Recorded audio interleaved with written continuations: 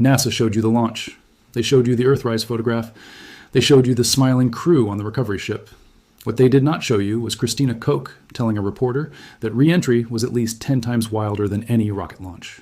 They did not show you the moment Reed Wiseman told his crew everything's nominal during re-entry, while Koch privately thought to herself that he had no idea whether it actually was.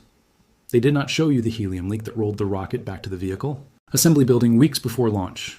They did not show you the tissue chips grown from the crew's own stem cells, quietly collecting data about what deep space does to human cells in ways that have never been measured before.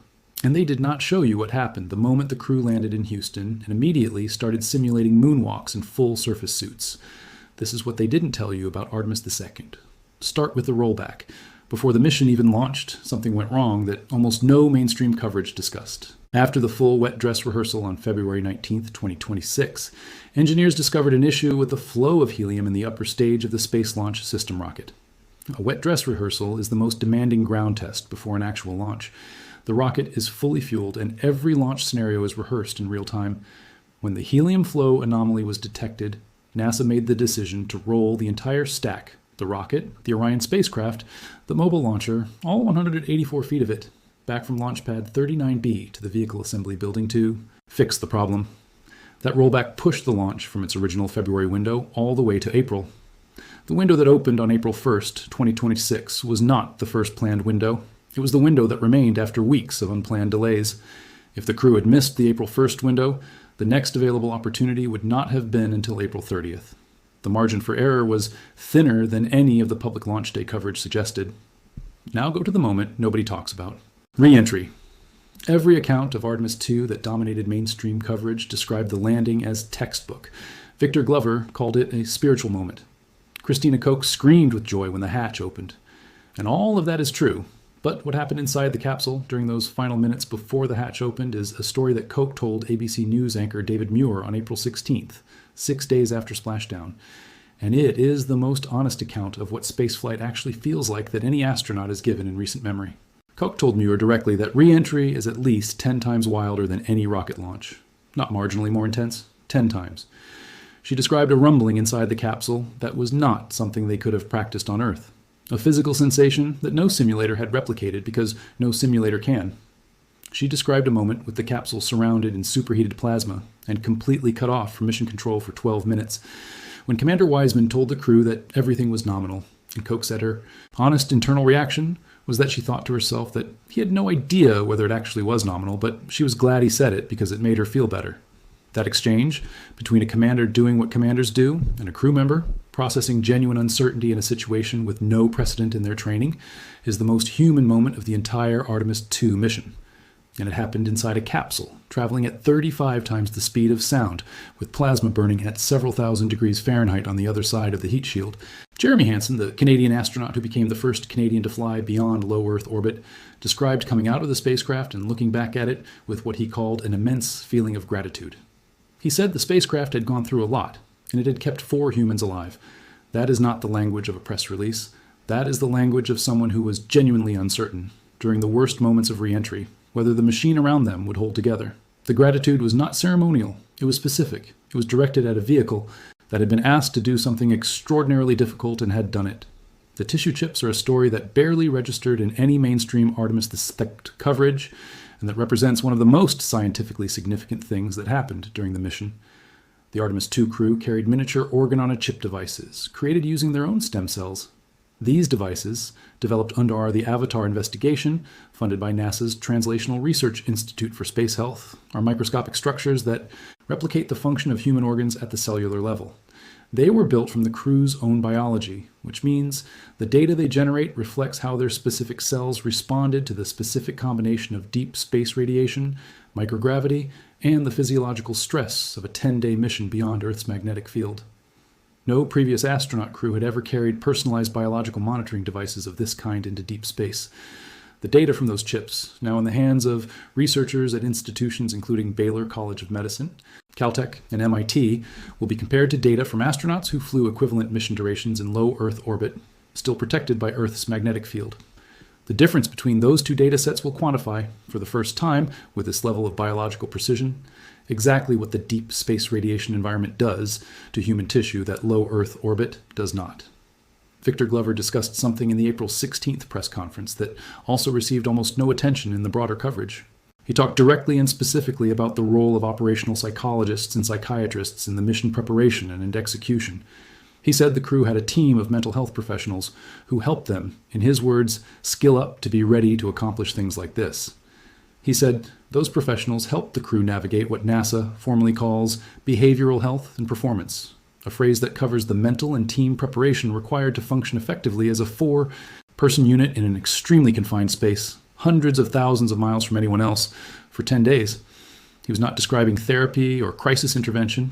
He was describing professional support as a normal and essential component of deep space mission preparation, in the same way that physical conditioning and flight simulation are normal and essential.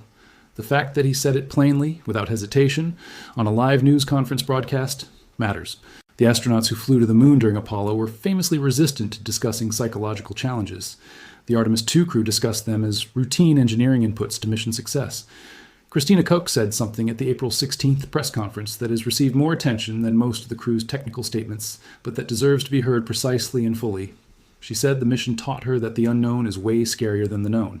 She was not speaking generally. She was describing a specific experience, the experience of encountering conditions during reentry, during the communications blackout, during the sensory extremity of plasma and G-forces and structural rumbling that no training protocol had fully replicated. The unknown in that moment was not ignorance. The crew knew the physics, they knew the engineering, they had studied every parameter of reentry in detail.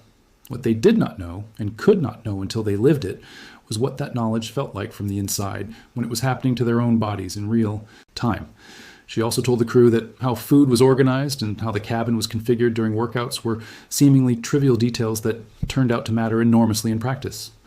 Commander Wiseman echoed this, saying that small things they learned about living and working inside integrity would make life far easier for future crews on missions lasting 30 to 45 days. Those observations are not footnotes. They are the product of being the first people to actually live inside Orion on a deep space mission, and they will directly shape the interior configuration and operational procedures for every Artemis mission that follows. The diversity dimension of Artemis II also received less attention than it deserved outside NASA's own communications. Artemis II carried the first woman and the first person of color beyond low Earth orbit in the history of human spaceflight. Christina Koch and Victor Glover crossed a threshold that no human being had crossed in over 50 years.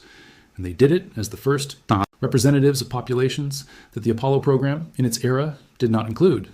When Koch was asked why NASA had stepped back from its original commitment to land the first woman on the moon with Artemis III, which has now been redesignated as an orbital test flight with a lunar landing moved to Artemis IV, she gave an answer that was more thoughtful and more direct than the question anticipated.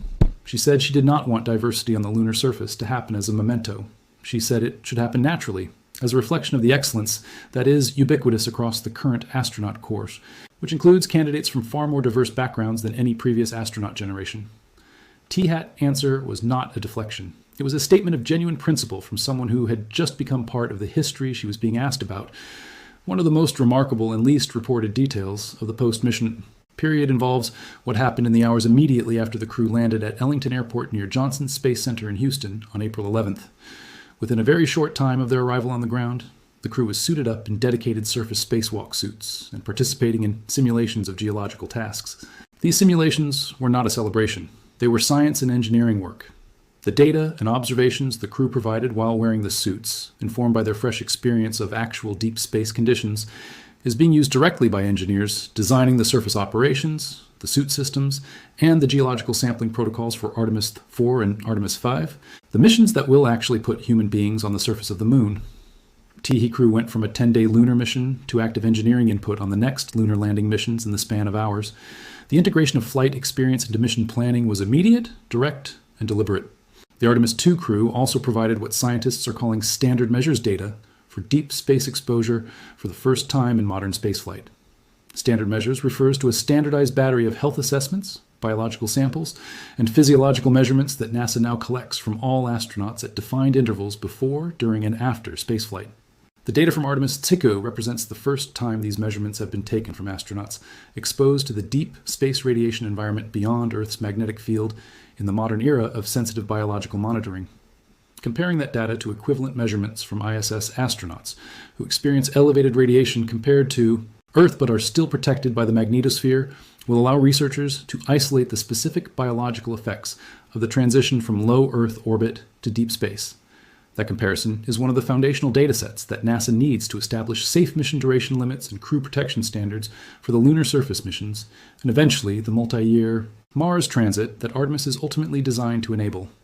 The Orion spacecraft's heat shield told a story during re-entry that NASA discussed publicly, but that most coverage did not fully explain. Before the launch, NASA's engineers had identified a known design issue with the AVCOAT ablative heat shield material related to how the char layer that forms during re-entry behaves when the eye, pressurized gas trapped within it, tries to escape through the charring surface. During the Artemis I uncrewed flight, the char loss was not entirely as expected. NASA flew Artemis II knowing the issue existed, and having concluded the risk was acceptable. The crew reported during and after re-entry that they observed what they believed may have been moments of char loss, consistent with the behavior documented during Artemis Warmer.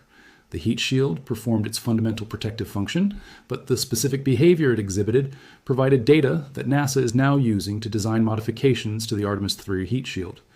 The crew's ability to observe and report on what they saw from inside the capsule during one of the most intense re-entry environments ever experienced by an American crew. IS itself part of the scientific and engineering value that only crewed test flights can generate. What Artemis II produced, beyond the distance record and the photographs and the orbital mechanics, was a generation of human knowledge about what it actually costs 4 people to go to the moon and come back, the rumbling that no simulator replicated, the food that needed to be reorganized, the mental health support that mattered as much as the physical training, the gratitude for spacecraft that held together when it needed to. The tissue chips measuring what deep space radiation did to human cells derived from this specific crew's own biology. The surface simulations that began before the astronauts had even fully recovered from re-entry. The heat shield data that engineers did not have until this crew flew through it and lived to describe what they saw. None of that made the highlights reels. None of it trended on social media. All of it will make the moon missions that follow safer, more effective, and more human than they would have been without it. The crew who flew Artemis II did not just travel farther from Earth than any human beings in more than 50 years. They paid for every mission that comes after them in the currency that only first-hand experience can provide. That is exactly what they didn't tell you about Artemis II.